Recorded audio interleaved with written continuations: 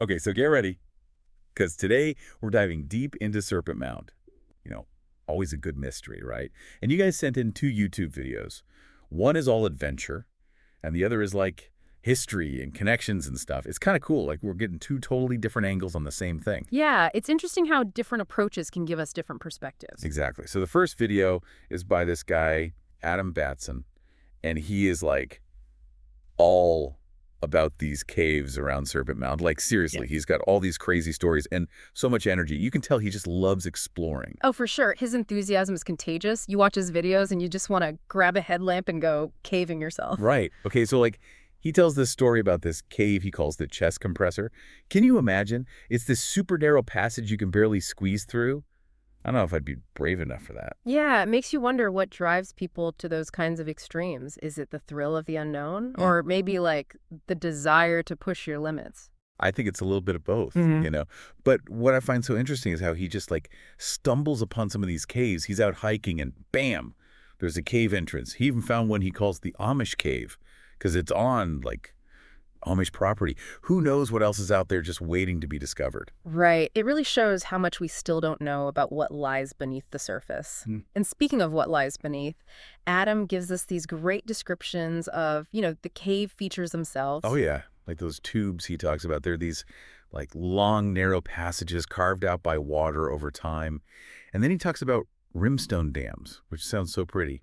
Yeah, he's describing classic features of karst topography. That's how these cave systems form.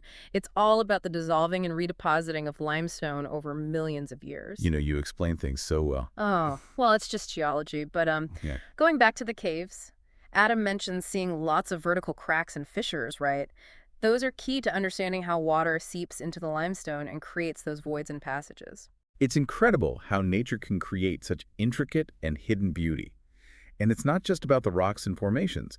Adam shows us the creatures that live in these caves, like those tiny two-line salamanders. They're so cute. Yeah, and he even mentions the cave salamander, which is super rare. It's only found in one county in Ohio. Right. Pretty amazing how these animals have adapted to survive in such a dark and unique environment. It really makes you appreciate the biodiversity that exists in the most unexpected places. You know, I'm suddenly feeling very drawn to the mysteries of these caves.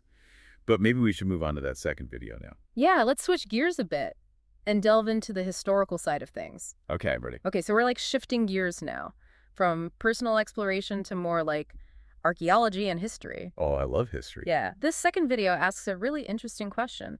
Could there be a connection between Serpent Mound in Ohio and a similar structure up in Ontario? Ooh, a connection. Tell me more.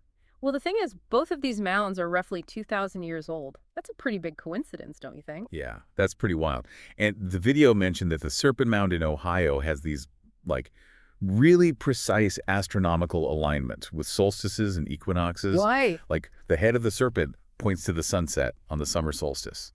Isn't that crazy? It's like a giant ancient calendar. Exactly. And while the Ontario Mound isn't as clearly defined as a serpent, it also has an east-west orientation, with its head facing the setting sun. Makes you wonder if these ancient cultures were intentionally aligning these structures with celestial events. It really does.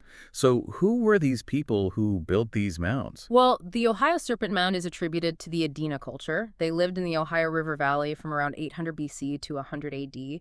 They were known for building these really elaborate burial mounds, often filled with artifacts that suggest they had a pretty complex society. Wow, so they were burying their dead in these mounds. That's kind of creepy. Oh. But also, it's super fascinating. Do we know, like, anything about what they believed in? It's hard to say for sure, but based on what we've found, the artifacts and the structure of the mounds themselves, archaeologists think they had a strong connection to nature. And they probably believed in some kind of afterlife. Interesting. I wonder if they, like, ever explored those caves that Adam showed us.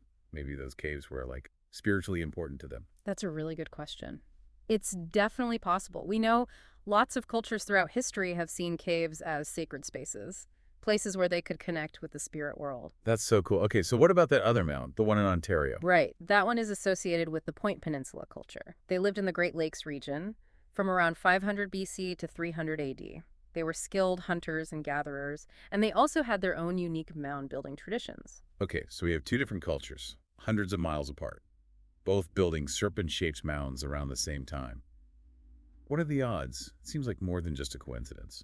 I agree. It definitely raises the question of whether there was some kind of cultural exchange, even though they were geographically separated. Maybe they had some, like ancient communication system, like smoke signals or something. It's probably more likely that ideas spread through trade routes. We know that these ancient cultures were connected through vast trade networks. It makes sense that the idea of a serpent mound, with all its symbolic meaning, could have traveled along those routes. Yeah, that makes sense. So it's not that the same group of people built both mounds, but that the idea itself traveled and inspired different cultures. Right, like a game of cultural telephone. Exactly. And it highlights how interconnected human societies have always been. I'm like starting to feel a connection to these ancient people. Like we're all part of this huge human story that goes back thousands of years. That's a beautiful way to put it. So we've got these two mounds, built by different cultures, but maybe linked by a shared idea. What else do we know about them? Well, we talked about how the Ohio Serpent Mound is known for its precise astronomical alignments. The head points to the sunset on the summer solstice, and the tail aligns with the winter solstice sunrise. Oh yeah, it's just so cool. I think they were sending a message to the stars. It definitely suggests they had a deep understanding of celestial cycles, and they wanted to align their structures with the movements of the sun and stars. Do you think they believed they could, like, harness some sort of power by aligning their mounds with the cosmos? It's possible. Many ancient cultures believed in the power of the heavens. They saw the movements of the sun and stars as a way to understand life and death. I bet they had some amazing rituals up there on that mount. Oh, I'm sure they did. So, the Ohio Serpent Mound has these clear astronomical alignments. But what about the Ontario Mound? That's where things get a bit trickier. The astronomical connections of the Ontario Serpent Mound are less clear, while it generally runs east-west, like the Ohio Mound, with its head facing west. The specific astronomical connections are harder to figure out. So we've got these hints of a connection, but the evidence is still a bit fuzzy. What would it take to, like, really prove there's a link between the two mounds? Well, finding artifacts or other evidence that clearly show cultural exchange between the Adena and Point Peninsula cultures, that would be a big deal. Like, what if they found a Point Peninsula pot shard in the middle of the Ohio Serpent Mound? That would be pretty convincing, yeah. Or imagine if they found an Adena artifact buried within the Ontario Mound. That would be strong evidence of direct contact and exchange. That would be amazing. It's an exciting possibility. And even if we never find definitive proof of a connection, the fact that these two cultures, so far apart, chose to build serpent-shaped mounds around the same time, it tells us something about the shared beliefs and aspirations of humanity. Wow, that's deep. It reminds us that we're all part of something bigger than ourselves, something that goes beyond cultural boundaries and time. I like that. Okay, maybe we should take a quick break before we get to the final part of our deep dive. Yeah, sounds good to me. All right, so we're back. And my head is still spinning from all this Serpent Mound stuff. Yeah, it's been quite a journey, hasn't it? It has. So, like, what are the biggest takeaways from all this? What should our listeners, really remember? Well, I think it's pretty amazing how much we can learn from just watching a couple of YouTube videos. It shows that anyone can get excited about history and explore these topics. Totally. And it's like, history isn't just about memorizing dates and names. Right. It's about people, their beliefs, their connection to nature, and the legacies they leave behind. Exactly. Like those ancient mound builders.